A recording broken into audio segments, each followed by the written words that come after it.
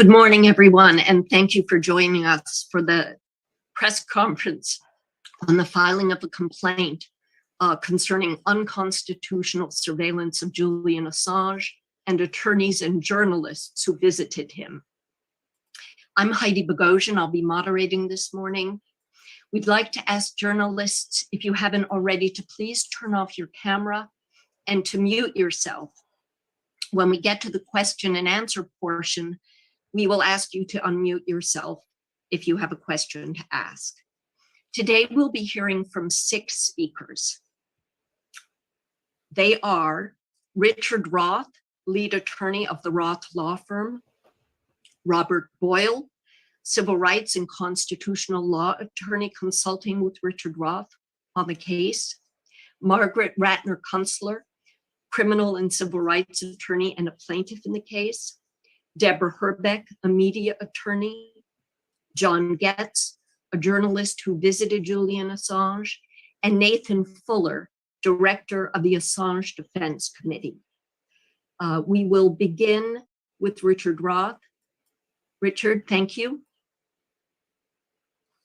Heidi, thank you for having me, and thank you for everyone attending. We commenced a lawsuit this morning on behalf of several people who actually went to the Ecuadorian embassy to visit Julian Assange, and unbeknownst to them, we've learned through several sources that in fact, all of their equipment when they went into the embassy were taken, imaged, and in addition, their conversations were recorded by a company at the direction of Mike Pompeo of the CIA.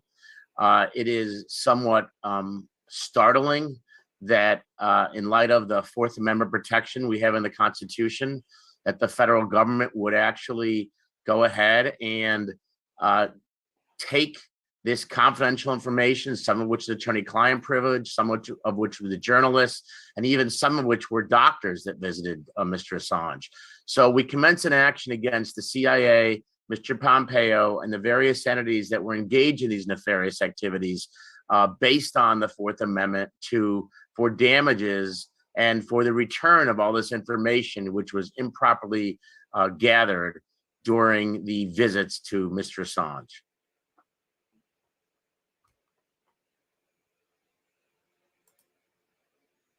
You're muted. Heidi, you're muted. Apologies. Thank you for that, Richard. Now we will hear from Robert Boyle, a New York civil rights and constitutional law attorney who is consulting with Mr. Roth. Yeah, good morning, everyone. Yes, my name is Robert Boyle, and I'm an attorney here in New York City, and I'm consulting with Attorney Roth on this case. The Fourth Amendment to the United States Constitution protects U.S. citizens from being subjected to unreasonable searches and seizures. That fundamental principle applies to searches and seizures directed toward U.S. citizens by U.S. law enforcement anywhere in the world. The Fourth Amendment's protections were blatantly violated here. The contents of the plaintiff's digital devices were secretly copied by security personnel recruited by the CIA, and then that information was turned over to the CIA. This was all part of an intentional plan. The seizure and copying of the digital information contained in people's devices, it does not only violate the plaintiff's rights and tangentially, and we'll get to this more later, Mr. Assange's rights, but think of what we store in our phones and our computers: birthdays, bank information, dates of birth. All of this was recorded and then given over to the Central Intelligence Agency. So the violations of the privacy rights here were particularly egregious. Of course, Mr. Assange's rights, I would submit, to a fair trial have now been tainted, if not destroyed. the recording of meetings with friends, with lawyers, the copying of his attorneys and friends' digital information taints the criminal prosecution, because now the government knows the contents of those communications.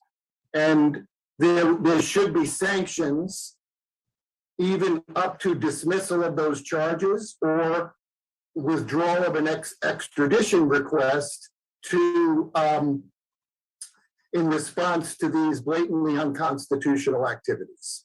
Thank you. Thank you, Bob. And now we'll hear from Margaret Ratner-Kunstler, a criminal and civil rights attorney and also a plaintiff in the case.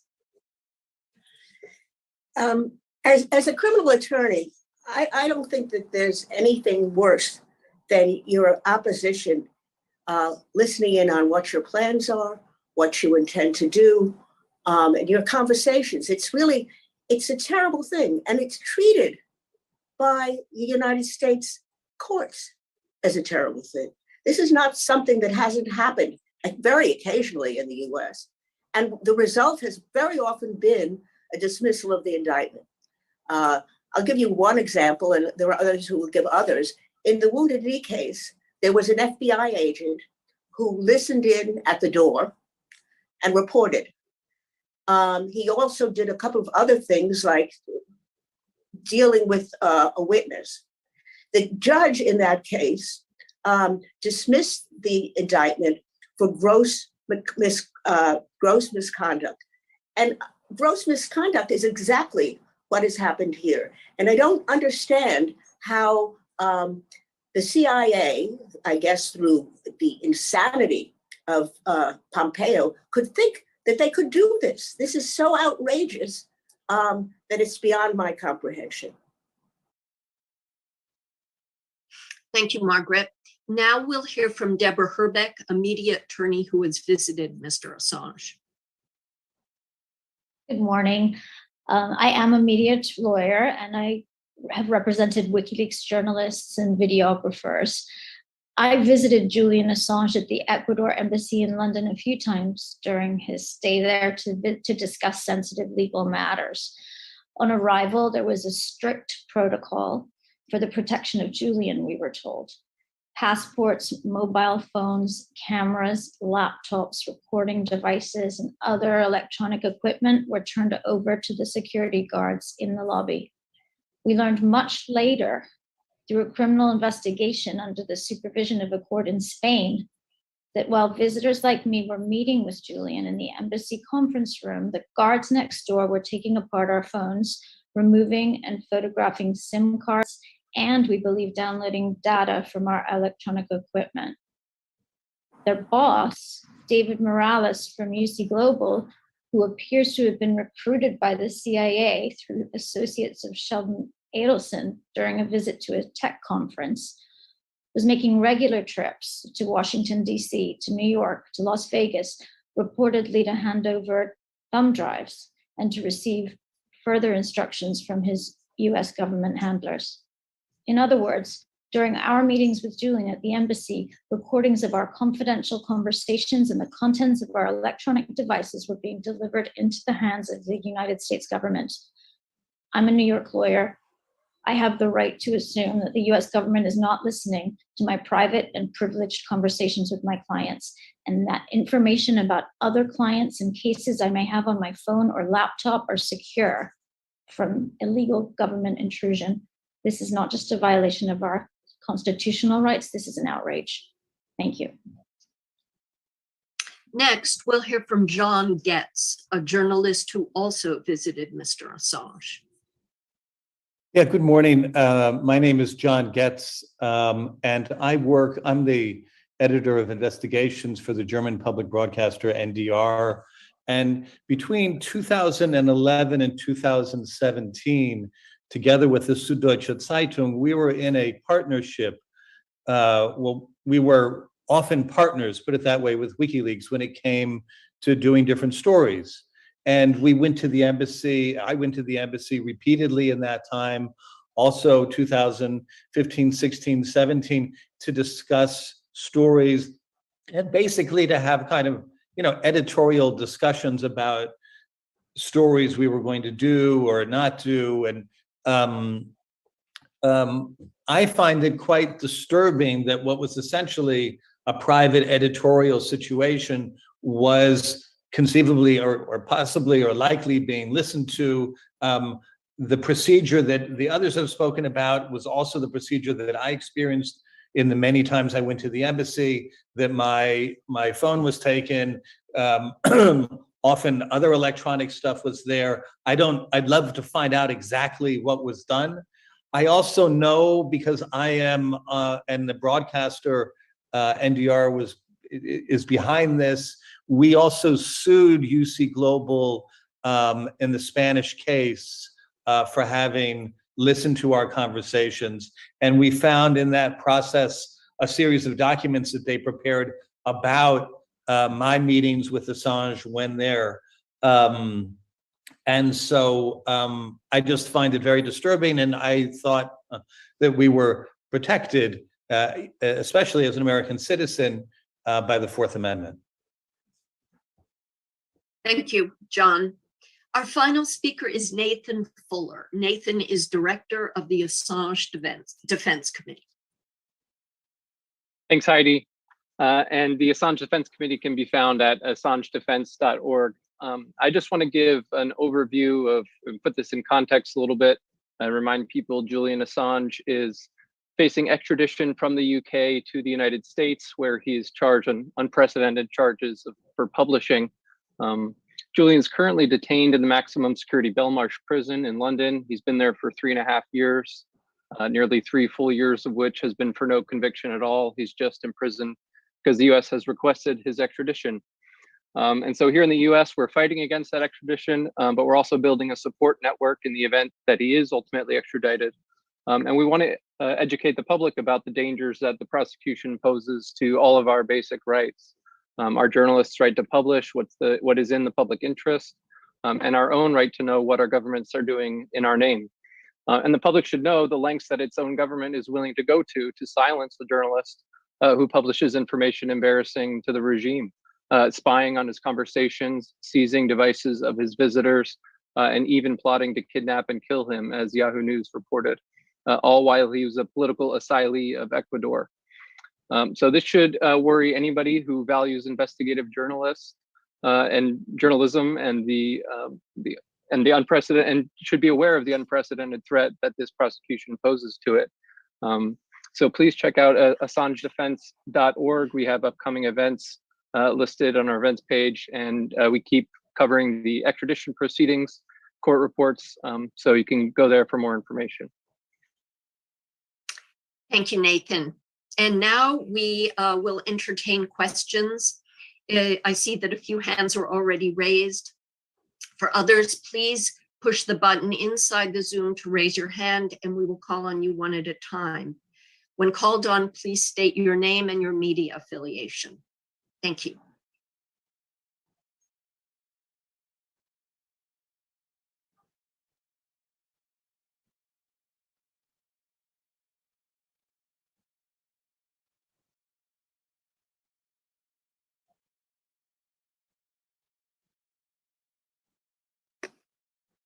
Are you going to tell us who you're calling?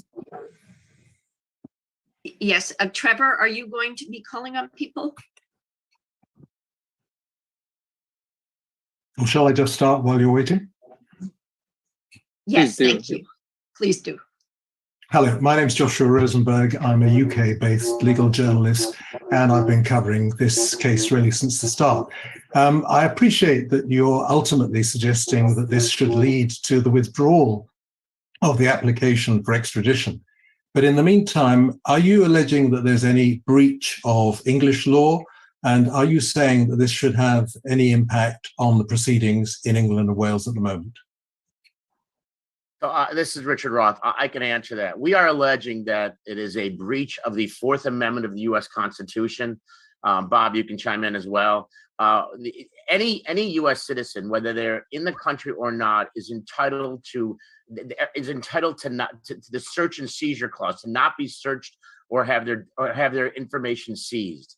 So it is really it is specific to the US Constitution and not to British law.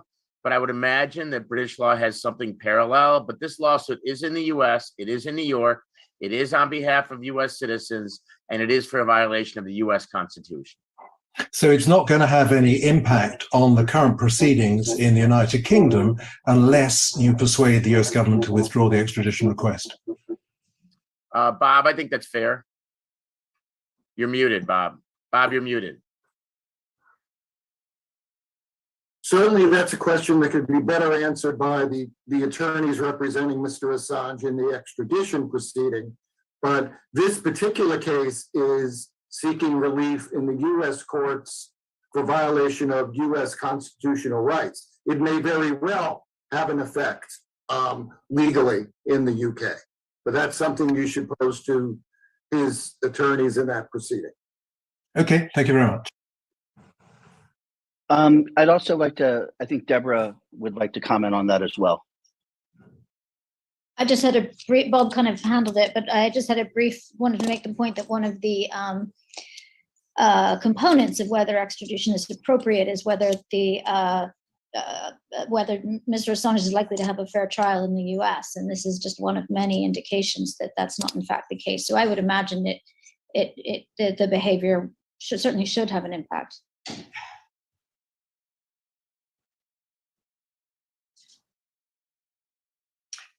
Mr. Gillen? Mr. Gillen.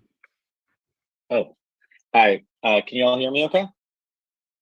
Yes. Oh, great. Sorry, I'm having camera trouble, so I apologize. So I'm Jack Gillen with Bloomberg News on the technology team. I just had a question. I was interested in your complaint about this FTP server that was used for what appear to be conversations, and I assume I could use some clarification that that included copies of phones or laptops or other data that was provided to the CIA. I'm just wondering if you could just provide a little more detail about how you came to know of that transmission process. I mean, it's a pretty interesting way for the government to get that information.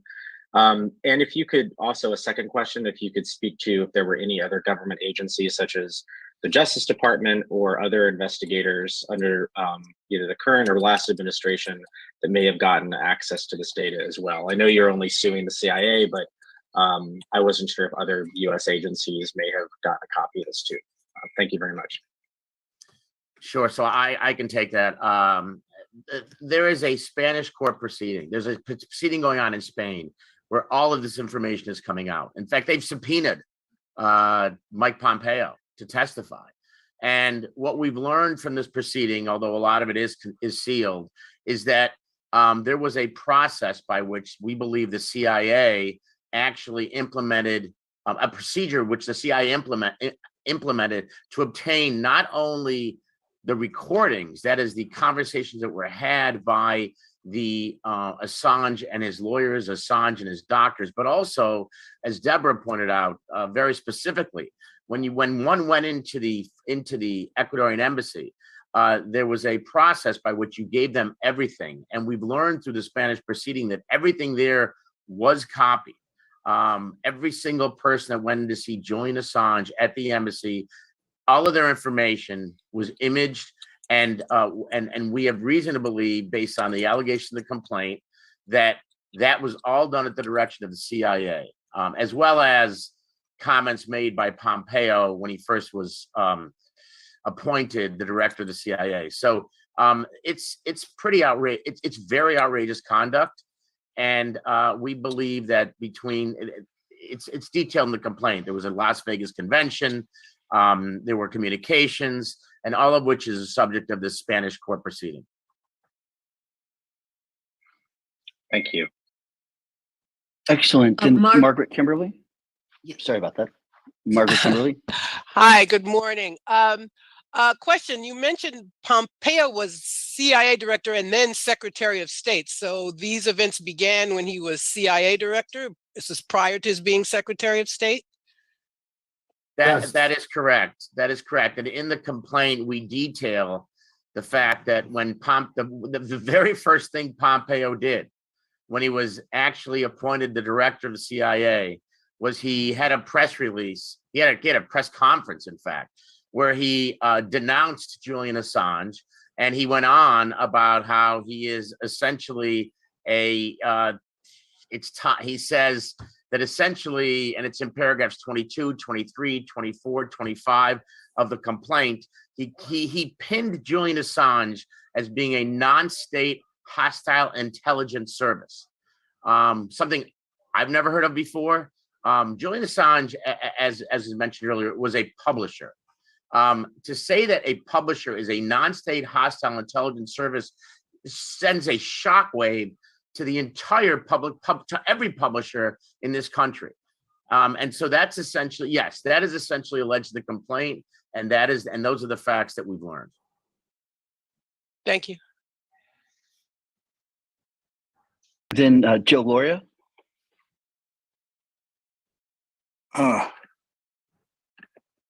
Yes, hello. Joe Loria, editor-in-chief of Consortium News. A question about discovery. Are you concerned, especially now that you've included the CIA as a defendant, that the government will invoke state secrets privilege to prevent any discovery whatsoever? Listen, we don't think this will be an easy task. We know the previous administration has essentially tried to block every subpoena issued. In fact, my understanding is that Michael Pompeo is even not complying with the Spanish subpoena. So discovery will be a difficult process. However, we will have a federal court judge who presumably will be non-biased, who will insist that certain documents, certain individuals be produced and be presented. So that's a process we're willing to take on. Now, Pompeo, you're suing as a private individual, correct? We're suing, yes, we're suing as a private individual because at the time he was actually director of the CIA. And there's a law out there, there's precedent out there, which Bob can speak to, which allows you to sue the person presiding over that agency. Just a quick follow-up on whether this can affect the extradition proceedings at all. Obviously, even Vanessa Barrecha at the lowest court heard about this. There was testimony from witnesses in the UC Global case in Madrid. So she and the High Court and the Supreme Court didn't even take the case. And then ultimately Priti Patel have all been aware of this thing that your lawsuit is alleging. That can inspire a lot of confidence that it would actually impact the decision on the extradition, would it? Well, I don't necessarily agree that they wouldn't take it. That case is pending. We know that there's a lot of confidences. We know that there's if you will, a lot of it is sealed, but a good amount has come out. A lot of information has come out, which would lead us to the conclusions that are presented in the complaint.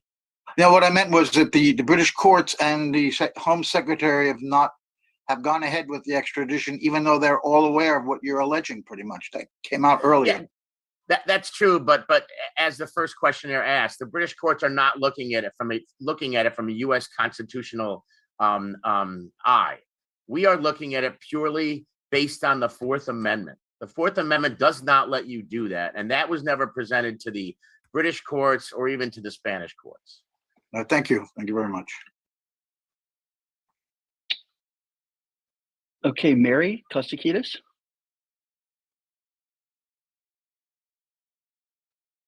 Thank you, Trevor. My question is to the attorneys, just with respect to how this case might impact on the UK and their ability to extradite him. I'm just wondering whether you have any idea how long this case will run and when you would expect a decision. And secondly, I'm sure that this isn't lost on anyone, the parallels with Dan Ellsberg. And I was wondering if you might go into that a little bit to talk about the direct parallels, but where this case might differ to Ellsberg's as well. So I can handle the first portion of that. I'm not sure, Margaret, if you can handle the second, but I would say to you that this process, obviously the US court system is not quick. Federal court is quicker than state. COVID did not help that. But this process, we're hoping to move it quickly. We're hoping that within a year at most, if not earlier, we're going to we'll have a judge immediately, and we'll get this. We want to get this. There's a lot riding on this lawsuit. as well as a lot riding on Julian Assange's current status. So I can speak to that. As far as the comparing it to the Ellsberg lawsuit, Margaret, is that something you could handle? Yes, I think that we all agree that this indictment is really an attempt to overrule that case. That case provided for the press to be able to print documents that were under some kind of private government seal, whether it was top secret, not top secret, but any information that the government didn't want out came out and could come out. And that is still the law today. But it's obvious to us that the government is not happy with that law and would prefer to have that case overruled. Yes, no, thank you for that. I was thinking specifically of the fair trial issue and the breach of confidence. The fact that they broke into Dan Ellsberg's psychiatrist's office, and here you've got Julian Assange's lawyers' material being sent to the CIA. So, how do you have a sense that the case is that part of the case is as strong, and are there differences that we might know about? The issues here have not been raised by Julian Assange and cannot be raised by Julian Assange until he is here, until his trial begins, if he's extradited. We can only raise it in our context as our rights were violated. There is no way for Julian to raise the violation of his rights at this time. And Bob, could you also weigh in on that? Yeah, well, there will be, things are going to happen as we proceed. This civil case will proceed to discovery. Hopefully more information will come out. Whether that information shows serious intrusions into the defense camp, as we allege, and as we have strong reason to believe from the Spanish courts, it may very well have an effect on the criminal prosecution or the extradition proceeding. But right now, we're in the stage of this particular case is brought by the people who were aggrieved by the unreasonable searches and seizures that occurred when they simply visited this man in prison and attorneys who were doing their job. That's what this case is about. Mary, does that answer your question? Yes, it does. It is a way, though, of drawing attention to one aspect of the way that government misconduct, U.S. government misconduct, started with this case with Julian, and there are many other examples of it. But we can't really raise that. In fact, we can raise it with the public, and we can try to convince the Justice Department that this is not a good case to continue with it. It's not good for them to continue the extradition proceeding, because this is not a good case for them to try. Yes, sorry, just one other thing. However, when you do get a decision, if it is in your favor, that decision could be used by Julian Assange's lawyers in the United Kingdom in that case, I presume. Can anyone comment on that? No, certainly. I think that's a very fair presumption. One of the things we asked for is not only money damages, but we've actually asked the CIA to destroy and or return everything it has. So yes, this could have very far-reaching consequences to the British proceeding. Thank you. Okay, Mohammed, you're next, but right before you go, I want to restate, if anyone does not have a copy of the press release, which includes a link to the actual suit, please email me, trevorfg at protonmail.com, trevorfg at protonmail.com. Mohammed? Thank you, Trevor. You've actually answered one of my questions, so that saves a bit of time. So my name is Mohammed Almazi. I'm a UK-based freelance journalist. I've been covering Julian's case since the outset, the extradition case, that is. So you've already answered where we could get the suit, so I'll email you. But I do have a question in relation to Judge Baraitser's decision in her judgment when she granted, well, she refused extradition on mental health grounds, but she dismissed all the other grounds, including the argument that there was spying by the CIA on privileged communications. And she raised a number of issues, including the fact that the Spanish case had yet to be completed. So it wasn't, there wasn't a clear finding of fact from a court. But one of the issues she raised, or the argument she raised, was that even if this did happen, this was done by the CIA, and surely there would be a firewall between the Department of Justice and the CIA, and DOJ lawyers would know that they wouldn't be allowed to use anything that would come from the violation of privileged communication. So really, there's no there in relation to this. So how would you, presumably that might be an argument that could be raised in the US, how would you address that particular critique or argument that Judge Baraitser raised?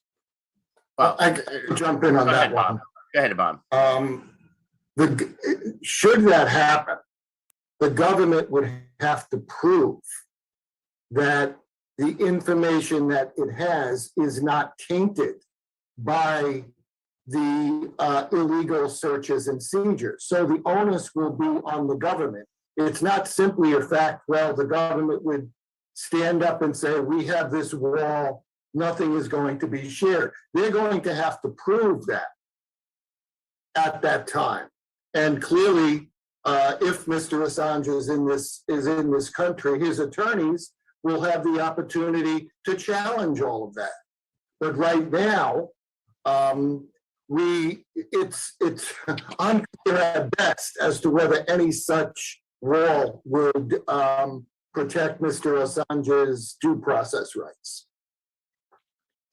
So that's settled law then, that under such a circumstance, there's an onus, what, within the balance of probabilities, or what, for the state to have to prove that violations did not taint the defendant's rights? Is that yes? In most cases, that's true. Absolutely. And go ahead. Sorry. No, finish your thought, and then I would really like Debbie to weigh in on this as well. Oh, no, if I was going to ask a follow-up question, so please go ahead, Deborah, if you had a... Well, I just wanted to make the point that Vanessa Barrett is a magistrate. Her rulings are by no means the final word on this. This question and many others on which she initially indicated that the extradition request was valid are the subject of an appeal now that's been filed by Julian Assange's UK team, and that will be expanded upon by the end of the month. So I would urge people to pay attention to what's going on there. There's a lot more to be heard on those arguments. That's great. We have a number of people who have questions, so we're going to have to move on, Mohammed. But if you want to email me, I can connect you to the appropriate attorneys. Kanishka from Reuters. Okay, thank you. Hi guys, I hope I'm audible. So I just had one question, which was that, is this lawsuit entirely focused on the alleged spying of Assange and the journalists and attorneys who met him? Or is this also centered on the alleged assassination plans that Yahoo News had reported last year? What's the scope?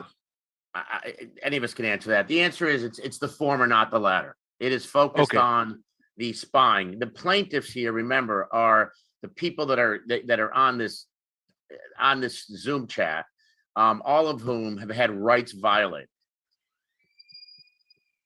Okay, thank you.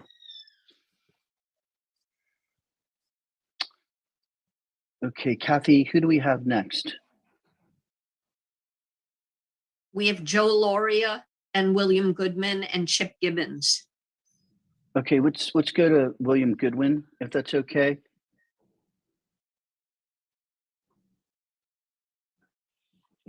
Yes, hello.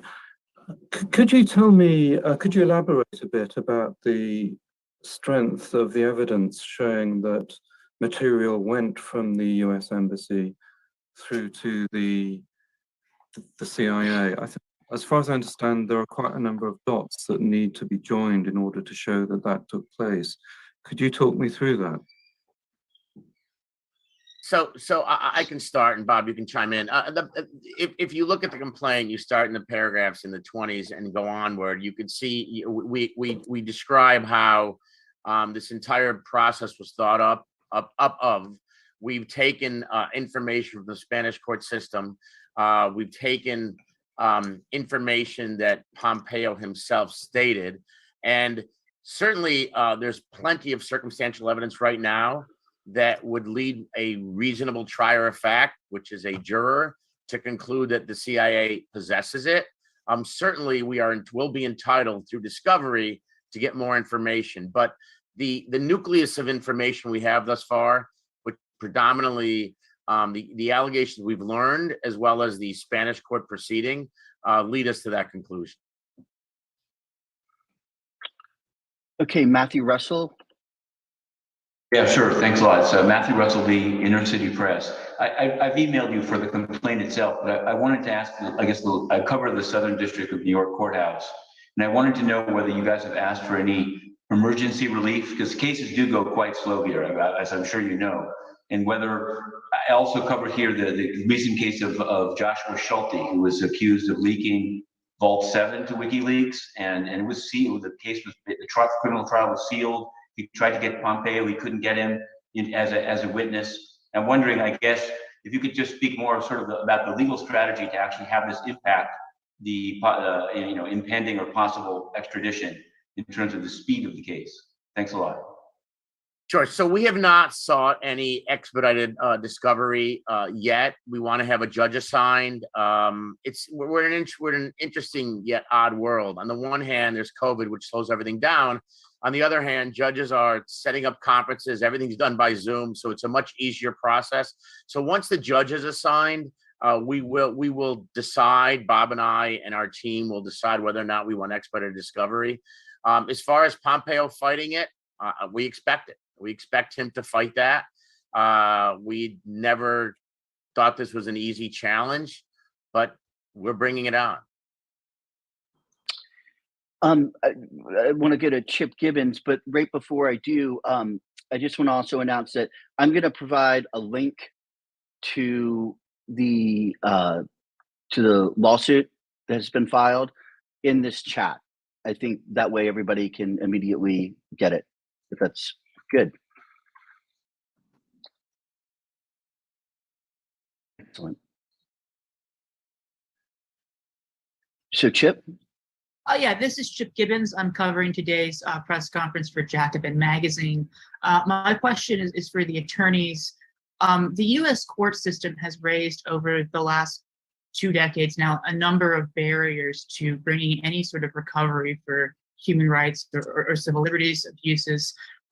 Joe from Consortium News mentioned the state secrets doctrine, but even before that point, I mean, after people who were rounded up after 9/11 tried to sue John Ashcroft in Ashcroft v. Iqbal, the Supreme Court just raised the pleading standard for civil litigation across the board. I know you can't comment on legal strategy, but how do you see yourself overcoming these barriers that have been raised in other cases where people had very serious claims of human rights abuses and surveillance? Bob, you want to take that? Sure. Well, there was just start a little bit of history. There's a case from 1970, or is it 1971, where the Supreme Court held that it's called Bivens versus 6 unknown agents of the FBI, that an individual can sue for his or her violation of their Fourth Amendment rights and can sue federal agents in their individual capacity. Now, has that right been chipped away over the years by the Supreme Court and by other federal courts? Yes, it has. But there still is that avenue to seek relief. And, we as lawyers, what the court does is what the court is going to do. And what we are fighting for is to vindicate those rights as they exist under the law, or as they should exist under the law. And so the fact that lower federal courts and the Supreme Courts have chipped away at some of those rights is not a reason not to bring the lawsuit. In fact, maybe we'll, surprise everyone and make good law in this case. But, that's what it's about. It's about fighting to vindicate the rights of individuals who have been aggrieved by government misconduct. We also have a question from Joe Loria on jurisdiction. Why choose the Southern District of New York since the CIA is in Eastern Virginia? Are we trying to avoid the notorious Eastern District of Virginia? No, this is Richard Roth. No, we are not. We're not trying to avoid any jurisdiction. The bottom line is that if there is substantial conduct, either by the conducting of business or the transacting of business in New York State, then there's jurisdiction in New York. The CIA, there's jurisdiction in every state. So we actually looked at that closely, and there's plenty of activity that occurred in New York State which resulted in the bringing of the case in the Southern District. There was another question posted to the chat. Is the Department of Justice Trial Integrity Unit assessing this? In another case, they dropped charges on FMR IT expert to Clinton and Gore as a result of FBI wiretap into being allegedly shared with co-investigators at the SEC. So we don't know what the Department of Justice is doing, but honestly, they should be looking into this. There's no reason why, particularly lawyers, but anyone who's a citizen of the U.S. should be interfered with. The Fourth Amendment is one of our long and proud amendments to the U.S. Constitution. So absolutely, they should be they should be looking into this because, quite frankly, this was done under color of law. And it violated several people's rights. The plaintiffs here are not the only people that visited Julian Assange. There are, and I believe it's alleged in the complaint, hundreds of people that visited. And we believe that each and every one of those people rights were violated. So this should be looked at by the Department of Justice. Also, William Goodwin asked if there's any evidence that is stronger than circumstantial evidence of the CIA receiving material from the Ecuadorian embassy. So we hit on that one a little. Okay.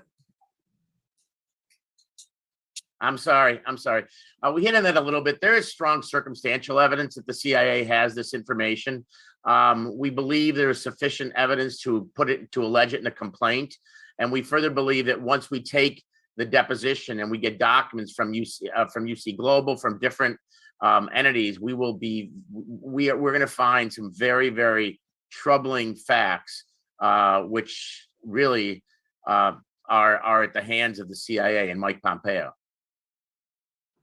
The other part of it is that in the Spanish court, not only did Mike Pompeo refuse to testify, but the Spanish court asked the Justice Department if they would review certain addresses that came up during the context of the trial about where the material was transferred to and where it was requested, and the US refused to do that.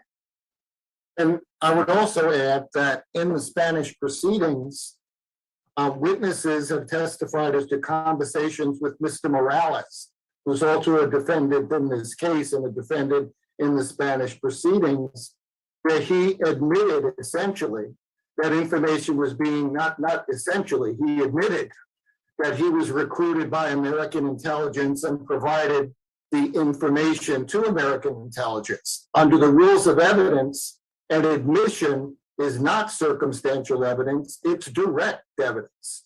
And it can be also admitted to show the guilt of other parties if you show that there was a conspiracy. So there is here and there some direct evidence. Do we hope to get more? Yes. And on the basis of what we do already have, we have a good faith effort. We can make a good faith effort to get additional information that would prove the claims.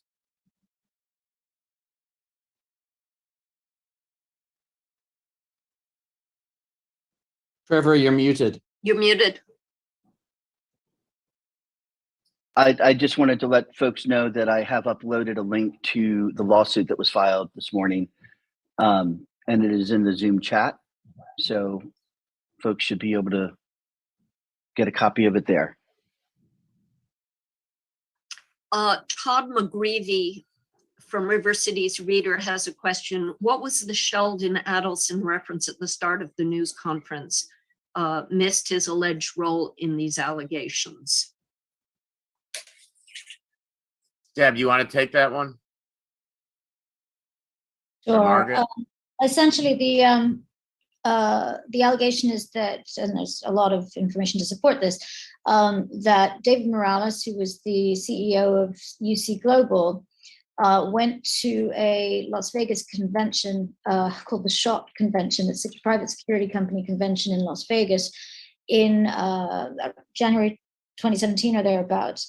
And there he was bragging about the fact that they had the gig at the embassy to monitor Julian Assange, and the Sheldon Adelson's security detail, we believe at that point, who were very connected with the Trump administration, recruited David Morales, and he returned from that trip and bragged to his employees that they were essentially working for the dark side. He's a mercenary now. It's, big time.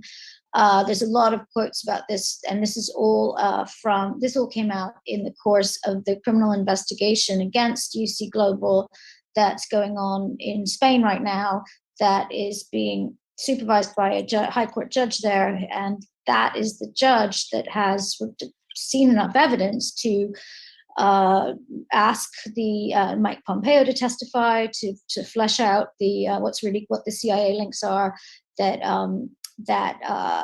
the IP address queries and other requests for information and interrogatories that have been sent to the U.S. government and have been totally ignored. They're not denying it, they're just ignoring it. They're not cooperating with a judge in Spain who's trying to investigate exactly this issue. So that's where it comes from. And I see that Kelly Lane and Sean Waterman have their hands up. Kelly, could you start, please?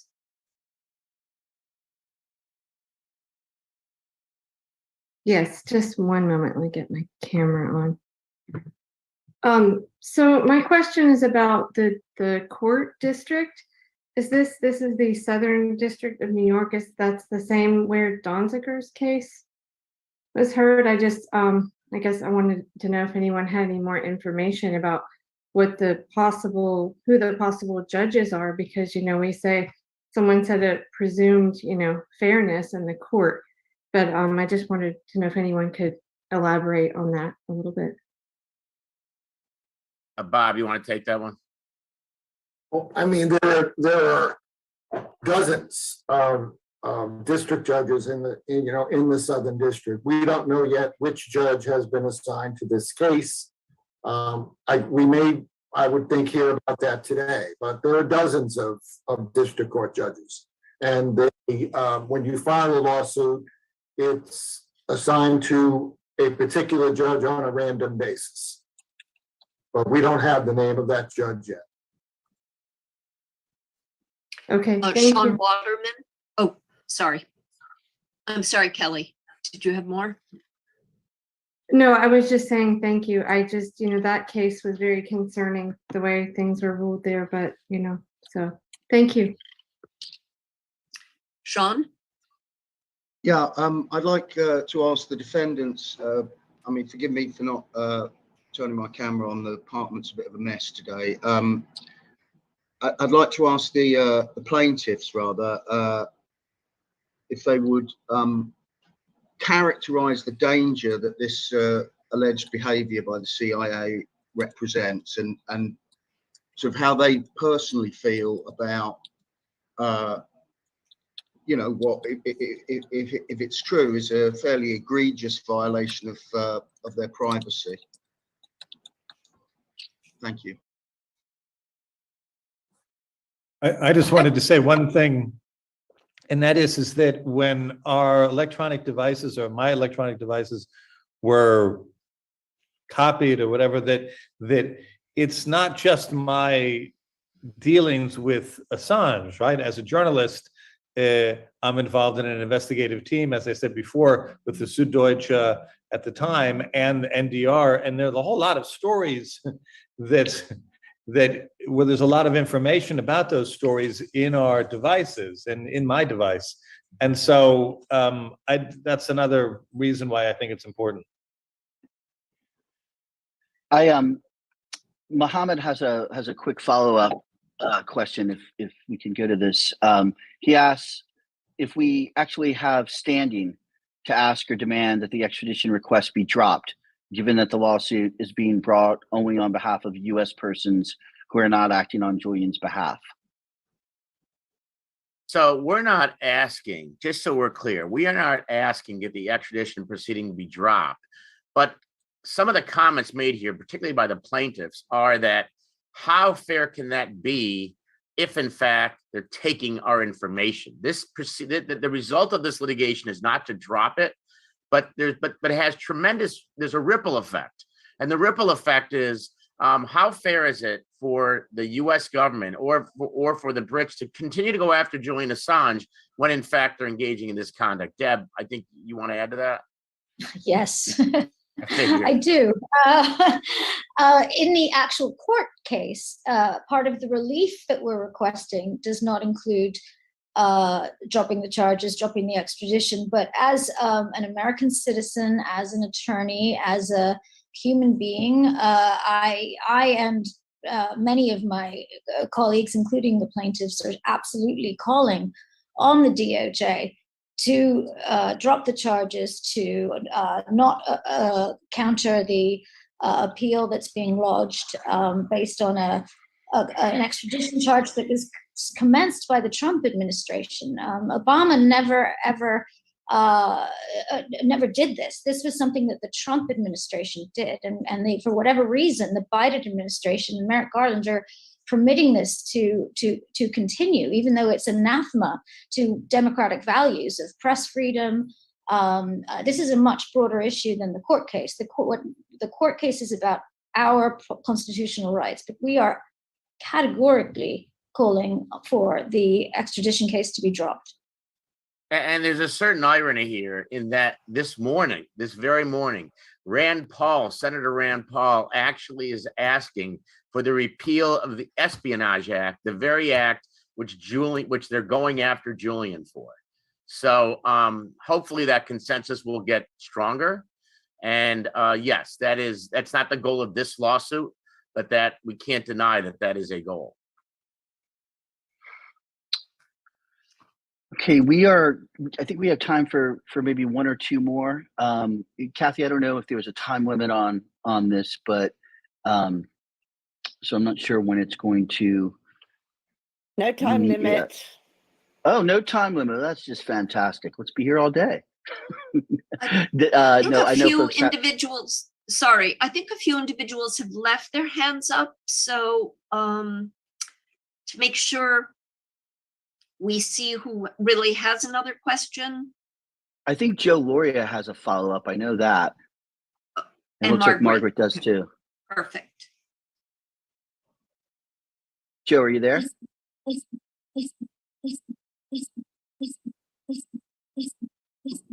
Little tech issue, perhaps. How about Margaret?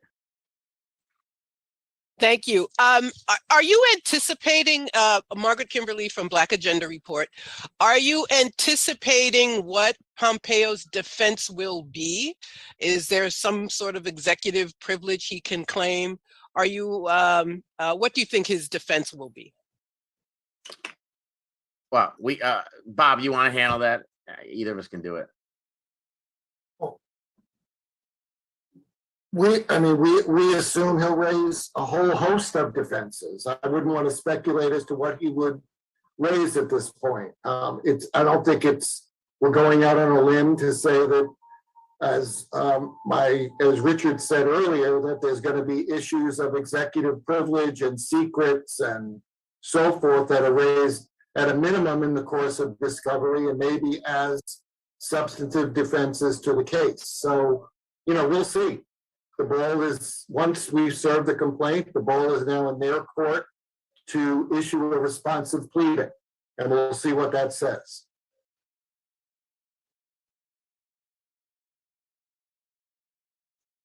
If there are no more questions, I just, Nathan and Deb, I know that you talked about some resources for any journalists who might want some more information. And, Nathan, I don't know if you want to give out a few websites and Deb, you too, if there are a few websites that you encourage people to go to. Absolutely, yes. I just posted the filing and a copy of this press conference actually onto AssangeDefense.org. So that's the place to go for courtroom reports. You can see a guide to the extradition hearing and recounting the testimony, as well as upcoming events and how to get involved or to learn more. So that's AssangeDefense.org. Deb, any other?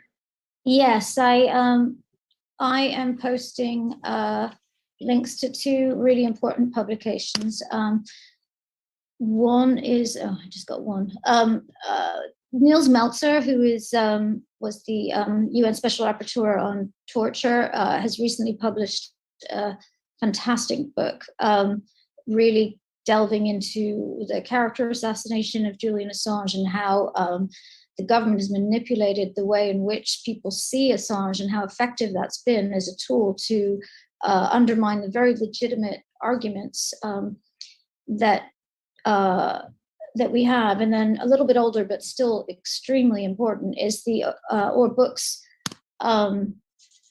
anthology of essays about the trial of Julian Assange in the public, really, in the public sphere, and it's got essays by renowned academics and philosophers and journalists all over the world who are supportive of the case and are really driving home why this case is so important for press freedom, and it really criminalizes investigative journalism, and all the journalists here should be extremely concerned about this case reaching our shores, especially with the Supreme Court we've got right now. We can't let this happen. I would encourage everybody who can to download Pompeo's speech that he gave when he first became head of the CIA, where he stated specifically that he was going to go after Assange and he was going to go after people who are working with Assange. So that's another admission against interest.